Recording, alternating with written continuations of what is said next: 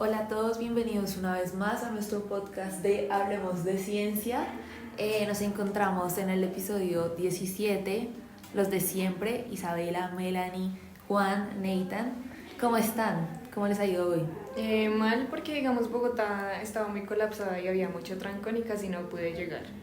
Y sin usted no se puede hacer el podcast. Y yo que Claro. no desayuné por llegar temprano. ¿Tú cómo has estado, Sofi? No, yo bien, llegué puntual, pude preparar unas cosas, entonces todo tranquilo. Bueno, yo les cuento que ayer estaba un poco reflexiva después de leerme un libro muy interesante que se los recomiendo. Se llama De animales a dioses y en uno de sus capítulos hablaba sobre la necesidad que tiene el hombre de vivir en comunidad. Y esto ha sido algo que ha pasado desde el principio. Y esa necesidad se podría como catalogar como ya algo natural, que es el interactuar para poder convivir. Y ese convivir es de un costo-beneficio constante. De hecho, decía que todo empezó con un trueque de favores. Vea pues. Es curioso cómo funcionan las relaciones, ¿no? Porque hay todo tipo de relaciones al fin y al cabo. Digamos, hay relaciones en las que una sola parte da y la otra recibe, pero hay relaciones en las que las dos partes se necesitan y necesitan que una dé una cosa que la otra necesita y la otra le devuelva algo que necesita. Digamos, yo también una vez me leí un libro, La Ilíada, y la Ilíada me pareció muy curioso porque, digamos, el protagonista, que es Aquiles, a él le roban la mujer. Entonces, toda la historia se basa en Aquiles intentando recuperar a la mujer y él no podía pensar en otra cosa porque él decía que la necesitaba. Y de la misma forma mostraban a la mujer y ella necesitaba a Aquiles. Y así por esa misma necesidad casi los dos llegan a morir porque los dos se necesitaban mutuamente. Como una complementariedad, ¿no? Sí, total. Wow, súper interesante, pero pues me imagino que todas estas relaciones también se pueden dar en la naturaleza, ¿verdad? Sí, yo hace unos días leí un artículo y relacionaba algunos insectos como las hormigas, cucarachas y escarabajos con la capacidad que tienen de cultivar hongos. Esto también lo hacen para poder alimentarse y al mismo tiempo de tener una relación con el mismo hongo. Sin embargo, pues esto causa plagas en los bosques y en algunos cultivos genera pues pérdidas económicas. ¿Y cómo así? ¿Cómo así que esos insectos pueden cultivar los hongos? Pues según Jordan, los escarabajos ambrosiales transportan estas esporas de árbol a árbol para que los micelios fúngicos encuentren un sustrato en donde puedan crecer. Y pues las larvas de los escarabajos pues están en ese proceso de reproducción, no sé qué, y se nutren del hongo y el hongo también se nutre de los desechos del mismo escarabajo. Es como un ciclo en el que los dos se benefician. Entonces, pues el hongo también ayuda a colonizar el árbol, así rompiendo como la corteza de los troncos o de las ramas que estén pues en ese momento. Y los escarabajos pueden así pues ingresar con mayor facilidad. Isa, pero con lo que tú mencionas me da curiosidad algo. Tú dices que los escarabajos transportan las esporas, ¿cierto? Pero ¿cómo los transportan? ¿Qué tienen o qué? ¿Cómo hacen? Es una estructura que tienen los mismos escarabajos que se llama mecangio y es una bolsa como en donde almacenan todas las esporas. ¿Y esto qué impacto tiene? Pues los escarabajos cumplen un papel muy importante como en el ecosistema porque pues además de participar en procesos de degradación de materia orgánica, participan como iniciadores de muchísimos procesos fúngicos. Entonces pues los hongos también aceleran este proceso y reciclan todos los nutrientes que van quedando. Yo también leí un artículo similar, pero hablaba sobre las termitas. El artículo se llama La asignación de nutrición fúngica mejora el mutualismo con las termitas que cultivan hongos. Y es de Shun y unos colaboradores y lo publicaron en el 2019 para que vayan a verlo.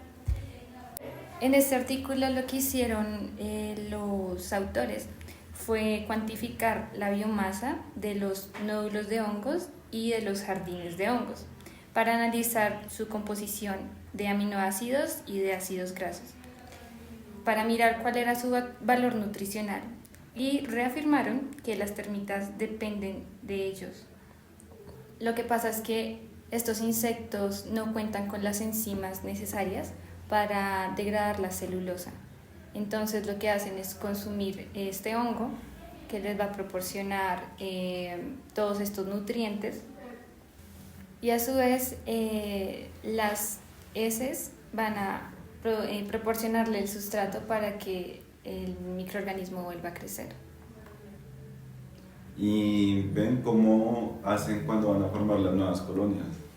Bueno, eso es algo también muy interesante, y lo que pasa es que la reina, en especial el género Macrotherms, transporta las esporas asexuales en un compartimiento que se llama es un compartimiento infraducal, y es como un tipo de bolsillo. Entonces cuando se desplazan van a liberar estas esporas y va a permitir que crezcan nuevamente.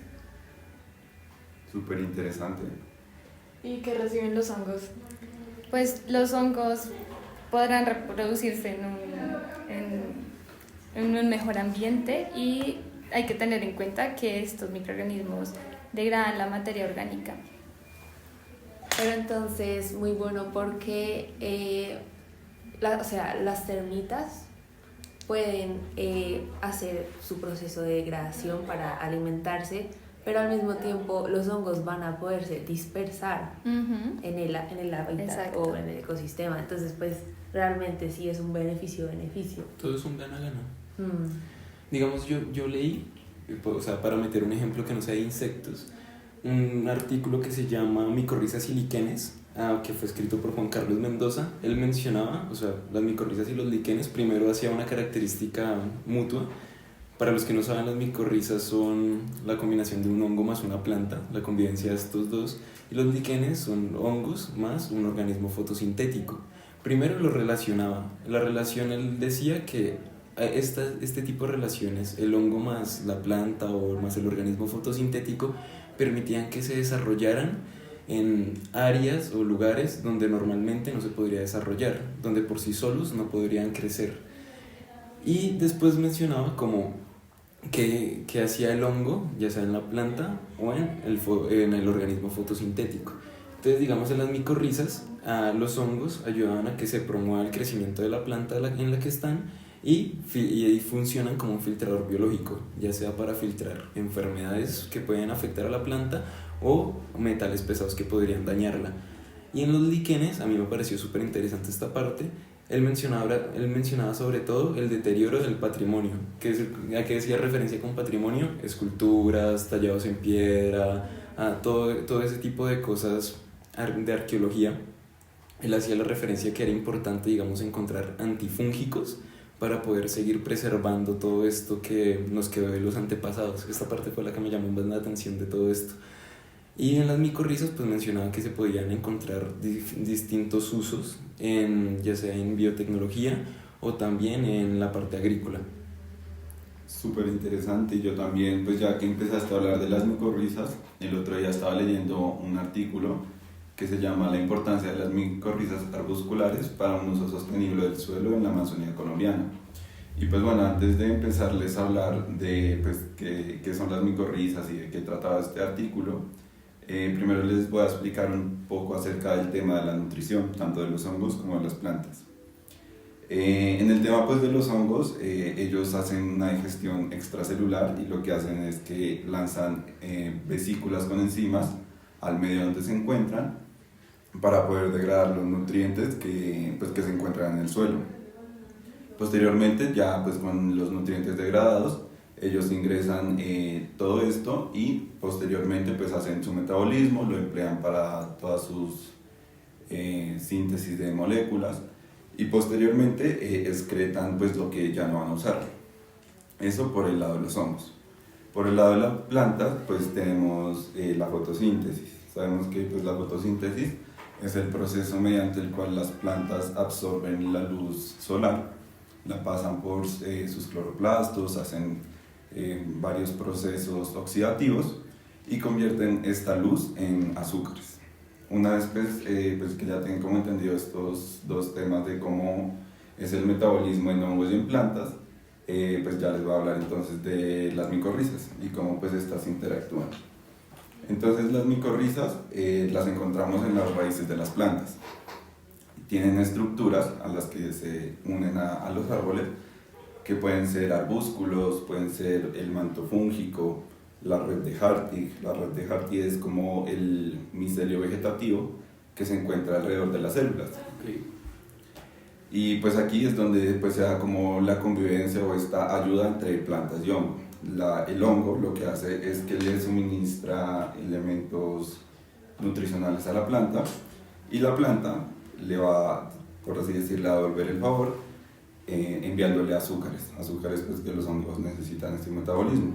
Entonces más o menos de eso se trata como la simbiosis entre plantas y hongos. Ahora pues ya entrando como al artículo, el artículo nos dice que pues en los bosques amazónicos se encuentran grandes redes de micorrizas debajo del suelo que conectan a todos los árboles.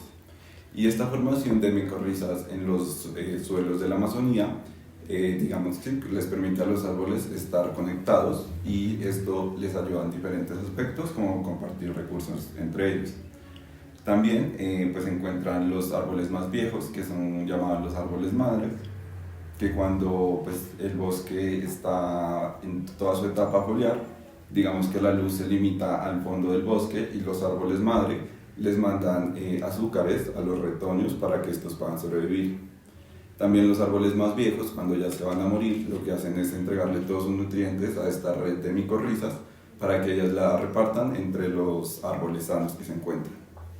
Y otro pues, tema interesante fue que cuando una planta estaba siendo atacada por herbivoría, se evidenció que por señales que las plantas envían a las raíces, pues las otras plantas empiezan a producir sustancias químicas que les ayudan a protegerse de estos patógenos. Bueno, ya que dices que los hongos dan nutrientes a la planta, entonces esto se podría usar como un sistema de fertilización. Sí, mira que esta es una aplicación muy interesante porque pues, actualmente el uso de fertilizantes que pues, estamos empleando en malas dosis, malas concentraciones, lo que ha generado es generar muchos problemas ambientales, por ejemplo, la contaminación de los cuerpos de agua, la contaminación de suelos y un problema pues, muy grande que estamos viviendo hoy en día con nuestras fuentes de agua es la eutroficación, que es cuando pues, todos estos nutrientes llegan a los cuerpos de agua, empiezan todas las algas a consumir estos nutrientes, crecen exponencialmente, llegan a tapar el lago y inhiben pues, el paso de la luz a todo el lago, haciendo pues, que se convierta en un cuerpo de agua muerto. Y pues entonces, como pues, respondiendo a tu pregunta, sí, esta es una sustitución que se está pues, estudiando bastante para poder ser empleada en los cultivos.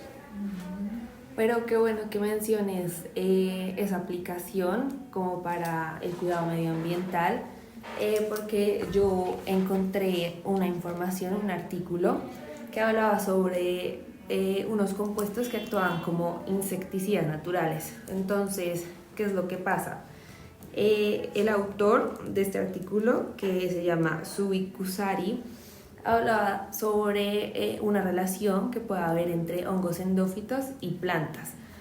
Y lo que pasa es que los hongos son capaces de sintetizar los mismos compuestos que sintetiza la planta. Entonces, y estos compuestos son producto de metabolitos, más específicamente de metabolitos secundarios. Entonces, estos metabolitos pueden tener como dos grandes aplicaciones.